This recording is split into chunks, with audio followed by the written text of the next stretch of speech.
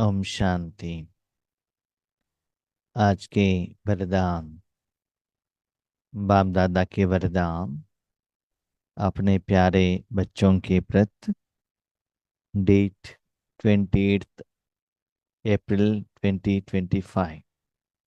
वरदान है गृहस्थ व्यवहार और ईश्वरीय व्यवहार दोनों की समानता द्वारा सदा हल्के और सफल भव। गृहस्थ व्यवहार और ईश्वरीय व्यवहार दोनों की समानता द्वारा सदा हल्के और सफल भव। हम महात्माएं इस धरा पर आए हैं पाठ करने के लिए। हम महात्माओं को शरीर रूपी साधन मिला है। आत्मा उस साधन के बिना कर्म नहीं कर सकता है। शरीर को और शरीरधारी संबंधियों को, साधन को भी ठीक रहना आत्मा का जिम्मेदारी होता है। तो हर कर्म में आत्मा को सफलता मिलने के लिए कर्म करने वाला मालिक आत्मा और साधन शरीर दोनों ठीक रहना चाहिए। इसलिए बाबा कहते गृहस्थ व्यवहार माना शरीर का कनेक्टेड जो भी व्यवहार है, देह, देहधारी, देह का साधन, धन कमाई करना, शरीर को मेंटेनेंस करना, तो उसका कनेक्टेड भी हमारा जो कर्म है विधि से चलना चाहिए। उसके लिए भी हमको बाबा से श्रीमत लेना पड़ता है। साथ में ईश्वरीय व्यवहार माना आत्मा का कनेक्टेड, आत्मा को क्लीन करना, आत्मा का कमाई करना, आत्मा ने जिनसे लोन लिया है उनको पेमेंट करना, आत्मा में विशेषता भरना, जो भी है। तो ईश्वरीय व्यवहार दोनों में समानता, दोनों में बैलेंस। ऐसा नहीं कि मुझे बाबा मिला है करके चुपचाप हम योग करते बैठ जाएंगे, वो भी नहीं चलता है। और शरीर मिला है, शरीर का कमाई करना चाहिए, शरीर को परिवार को देखना है, सिर्फ उसके तरफ अटेंशन रखेंगे, इसको भूल जाएंगे तो भी नहीं चलेगा। तो दोनों को बैलेंस जो आत्माएं रखते हैं वो सदा हल्के रहते हैं, क्योंकि किसी में कुछ कमी न रहने के कारण आपका मन उस तरफ नहीं खींचता है। हमने भी देखा है कभी कभी ईश्वरीय सेवा में जाते हैं, शरीर का तबीयत ठीक नहीं है, सिर दर्द है, बुखार है, पेट दर्द है, ऐसा कुछ है, नींद नहीं हुआ है, तो योग लगाने को नहीं होता है, वहां खींचता है। ठीक है, शरीर ठीक है, भोजन है, सब कुछ हो गया, लेकिन किसी ने कुछ कह दिया, निंदा हुई, अपमान हुआ, उसका फीलिंग हुआ, उसका असर आत्मा के ऊपर पड़ गया, तब भी योग नहीं लगता है।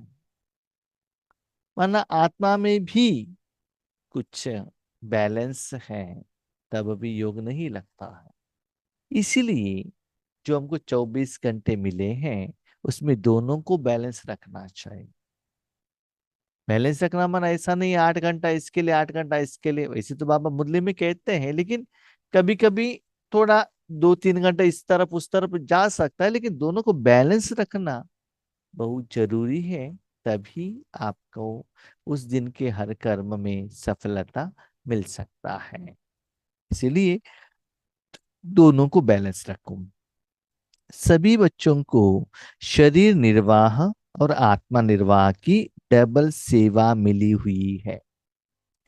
शरीर के लिए भी कमाई करना पड़ेगा, नहीं तो माताओं को घर का काम करना पड़ेगा शरीर के लिए और अपने परिवार के लिए। साथ में आत्मा के लिए भी मनसा वाचा कर्मणा तन मन धन से ईश्वरीय सेवा भी करना पड़ेगा। तो दोनों जिम्मेदारी बाबा ने हम बच्चों को वर्तमान समय में संगम युग में दिया है। लेकिन दोनों ही सेवाओं में समय का, शक्तियों का समान अटेंशन चाहिए। देखिए बाबा का वर्ड कितना सुंदर रहता है। बच्चे देखो, ऐसा नहीं कि जब ईश्वर का कार्य आता है तो उसमें ही ईश्वर का करके बाबा को सौंप दो, ऐसा नहीं। जब अपना लौकिक को भी अलौकिक में परिवर्तन कर दो। जो कर्म आप भगवान से कराते हो ना, उसको सेवा कहा जाता है। जो कर्म आप करते हो उसको कर्म कहा जाता है।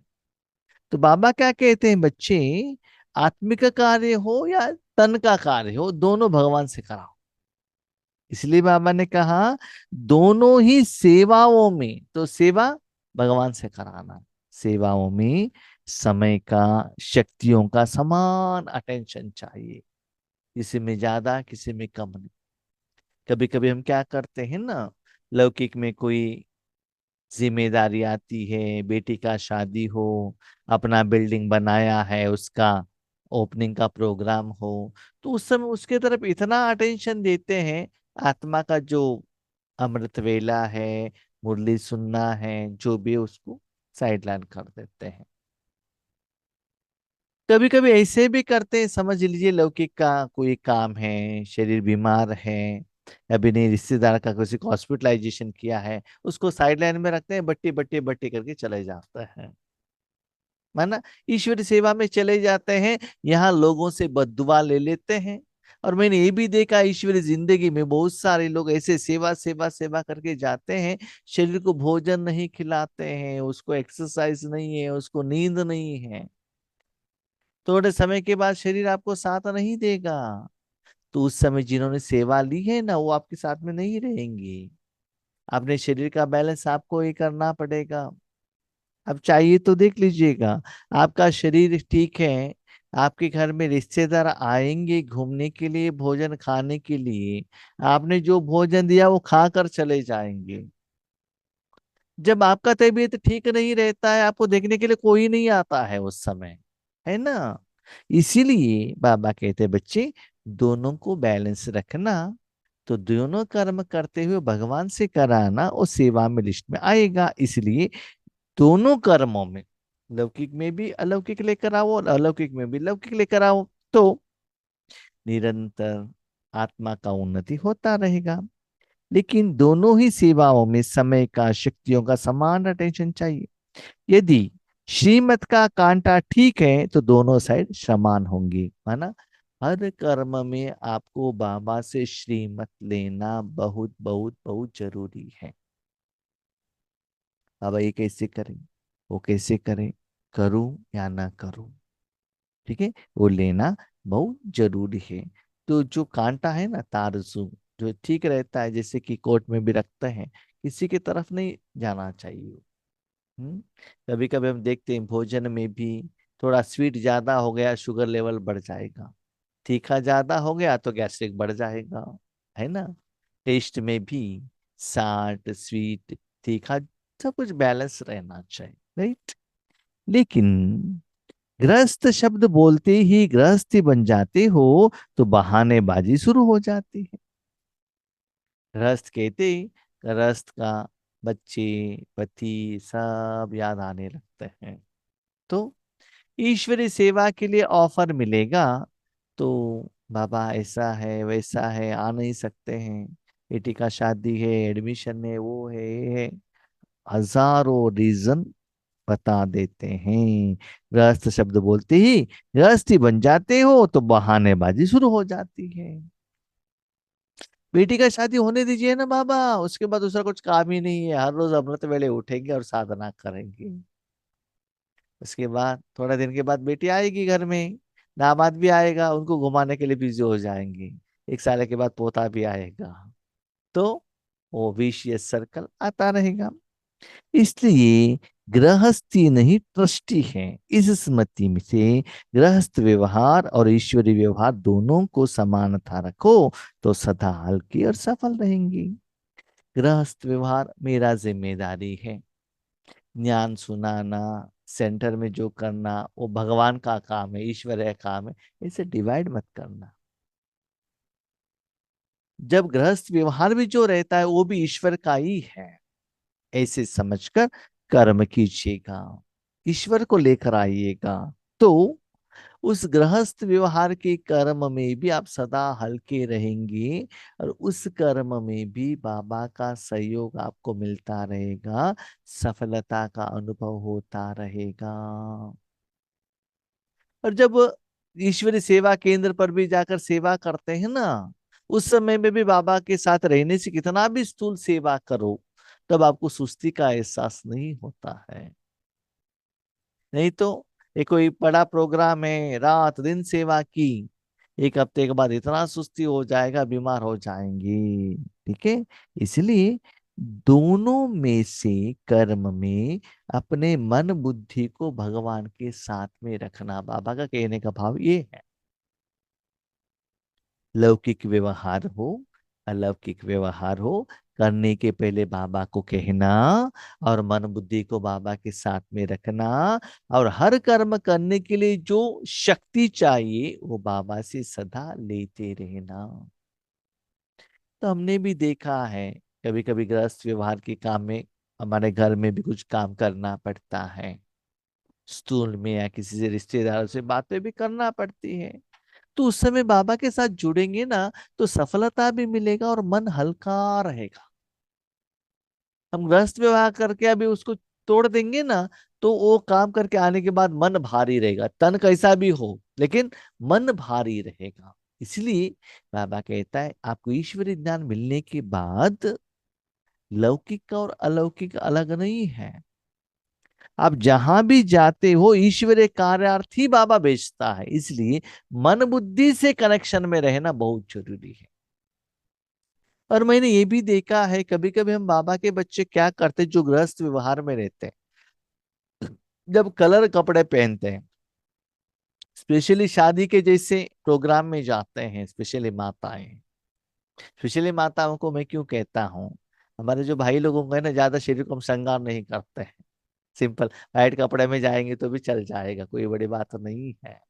लेकिन माताओं का ऐसा नहीं होता है, रेशम का कलर कलर साड़ी बहुत सजा कर जाना, वो जो कपड़ा और ये जो साधन से क्या होता है ना, उनका मन बुद्धि भी उसमें चला जाता है। बाबा ये नहीं कहता है कि आप कलर कपड़ा मत पहनो, ये नहीं बाबा कहता है, शादी में मत जाओ, ये बाबा नहीं कहता है। भले शरीर के ऊपर कोई भी साधन हो, कोई भी वायुमंडल हो, कोई भी वातावरण हो, कोई भी सिचुएशन हो, कोई भी प्रोग्राम हो, लेकिन बच्चे मन बुद्धि तो आपके हाथ में है ना। उस मन बुद्धि द्वारा भगवान के साथ जुड़े रहना, और ट्रस्टी बनकर जहां भी जाते हो ऐसे फील करना कि आपके द्वारा भगवान ईश्वरीय सेवा वहां दे रहा है, शक्ति बाहर जा रहा है। जिस राजयोग में बैठते हो, तपस्या के लिए बैठते हो, उस समय जो शक्ति बाहर जाने का आपको एहसास होता है, वही अनुभव आपको होना चाहिए। इसका कहने का मतलब क्या है कि ईश्वरीय जीवन अलग है, लौकिक जीवन अलग है, ईश्वरीय सेवा अलग है, लौकिक अलग है, नहीं।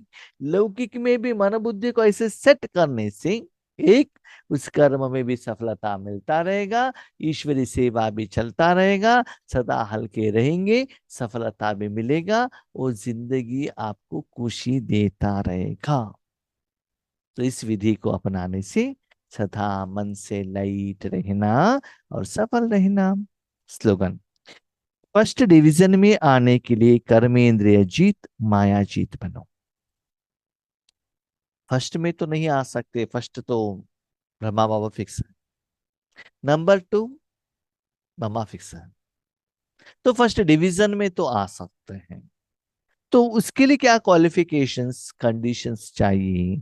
कर्मेंद्रियों जीत, है ना, आपका कोई भी कर्मेंद्रिया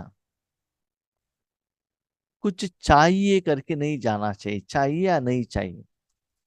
फॉर एग्जाम्पल आप रास्ते पर जा रहे, बेकरी में कुछ आइटम दिखाई दिया, हाँ ये चाहिए करके मन, आप भागना नहीं चाहिए। कुछ नाम मान शान का वर्डिंग सुनना है, हमको वैष्णो देवी देखने के लिए जाना है, सोमनाथ देखने के लिए जाना है, कुछ कपड़ा पहनना है, ये सभी क्या है? इंद्रियों का सुख। तो ये बाबा कहते अभी तक आप कर्मेंद्र के ऊपर जय प्राप्त नहीं किया हुआ है। हाँ, कर्मेंद्रिय के ऊपर जीत माने इसका मतलब नहीं है कि आप अब कभी कभी सेवा केंद्र पर जाते हैं तो वैरायटी भोजन खिलाते हैं, लेकिन जो बाबा ने दिया है भले टेस्ट करो, बाबा ने खाने के लिए मना नहीं किया, जो भी दिया है खाओ, लेकिन यही चाहिए करके इच्छा नहीं होना चाहिए। हाँ, जो भी बाबा ने दिया खाओ, इसका मतलब ये नहीं है जो आप खाते हो वो बहुत तीखा है, आपका शरीर के लिए वो सपोर्ट नहीं करता है, वो खा लेंगे तो लूज मोशन स्टार्ट हो जाएगा, ऐसा नहीं है। अब शुगर पेशेंट हो, जहां भी जाता है वो जो सेवा केंद्र के निमित्त बहने ना, भाई जी खाइए खाइए खाइए, हमको जो शुगर है उनको क्या पता चलता है। ऐसा नहीं कि बाबा ने दे दिया मैं खा लो, ऐसा नहीं है। शरीर का हेल्थ भी तो देख लो ना। तो कभी भी आपका जो कर्मेंद्रिय है ना, ये चाहिए ये नहीं चाहिए करके इच्छा नहीं जताना चाहिए। दूसरा बाबा कहते हैं माया चित्त। ये कर्मेंद्र जो बाहर जाता है, जो इच्छा रखकर जाता है, वही है रावण और माया। और सदा आपका जो आत्मा है ना, राम के साथ रहना चाहिए। देखिए, उसका ही बहुत अच्छा एग्जाम्पल है सीता का। सीता थोड़े समय राम के साथ में थी और बीच में लालच में आ गई, रावण उठाकर लेकर गया।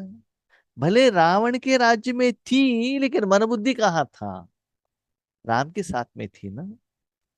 तो हम भी अभी रावण राज्य हैं, सीता के साथ में कितना लोग वहां राक्षस लोग बैठे थे। इसी हमारे साथ में जो भी लोग हैं, उनके मन में संस्कार में राक्षस का गुण है, माया है, रावण भरा हुआ है। इवन हमारे संस्कार में भी भरा हुआ है 2500 साल का, लेकिन उससे भी हमको ऊपर कमल फूल समान प्योर बनना है और मन बुद्धि को भगवान के साथ रखना है। तो वही बच्चे फर्स्ट डिवीजन में आते हैं। मुझे कभी कभी दुख होता है, हम बच्चों को बाबा की सेवा के लिए, धन का सेवा करने के लिए हमारे पास पैसा नहीं रहता, लेकिन घूमने के लिए बहुत पैसा रहता। तो हमारा सोच किस तरफ है, ये तो सोचना पड़ेगा, है ना। अभी हमको एक जन्म मिला है, बाबा कहते हैं बच्चे एक जन्म थोड़ा त्याग करो ना। सत्युग में 2500 साल आपको कुछ काम ही नहीं है, घूमना खाना पीना सोना, बस यही काम है। हम जब छोटेपन में थे ना, जब हम 8th क्लास में थे, हमारा बहन एसएसएलसी में थी, तो एक ही स्कूल में पढ़ते थे, तो क्या हुआ, वहाँ टूर फिक्स किया, तो मेरे बहन को भेज दिया।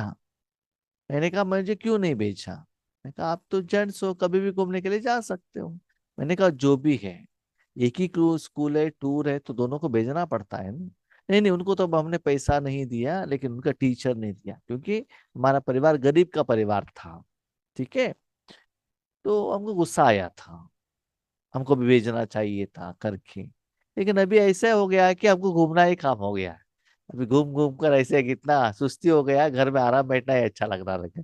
ठीक है, तो ऐसे बाबा कहते हैं बच्चे, अभी जो बच्चे इंद्रियों का सुख को थोड़ा मतलब कंट्रोल करने का जरूरत नहीं है, आप अतीन्द्रिय सुख में चले जाइएगा, इंद्रिय सुख का इच्छा नहीं आएगा। हम इसको कंट्रोल करेंगे ना, जिसको एक मनुष्य का एक गुण भी है, जो कंट्रोल करते हैं उसको ही मन क्या करता है, चाहिए चाहिए चाहिए। अब किसी को वो मत देखना, वही देखने का अच्छा लगता है, उसमें क्या है क्या है क्या है ना। एक बार देख ले बस, इतना ही है क्या। लेकिन देखने तक, जानने तक, उसका अनुभव करने तक क्यूरियोसिटी रहता है, क्या है क्या है क्या है। वहां तो ऐसा कुछ रहता नहीं है। फिर भी जैसे कि हम छोटेपन में थे, होटल में क्या है, नॉर्थ इंडियन फूड में क्या है, फिल्म थिएटर में क्या है, वो सभी क्या होता था, क्यूरियोसिटी, क्योंकि हम लोग वहां नहीं जा सकते थे ना। लेकिन एक बार जाकर देख लिया, बस इतना ही है क्या। जैसे कि ट्रेन में जाना, फ्लाइट में जाना, तो आत्मा को नया कुछ जानने के लिए क्या होता है, क्यूरियोसिटी रहता है। इसीलिए बाबा कहते हैं अतीन्द्रिय सुख में रहना, ये मन बुद्धि इंद्रिय सुख की तरफ नहीं जाएगा। इसका मतलब आत्मा परमात्मा के साथ में रहना, ये सुख अनुभव करते रहना। तन, आंखों से, कानों से, जीभ से, मुख से, चमड़ी से जो सुख अनुभव करते हो दुनिया का, उसमें रावण भरा होने के कारण माया का प्रभाव आपके ऊपर पड़ जाता है। इसलिए बाहर का इंद्रिय सुख आत्मा तक नहीं भेजना, अंदर का परमात्मा का सुख बाहर भेजकर देवता बन जाना। ठीक है। ओम शांति।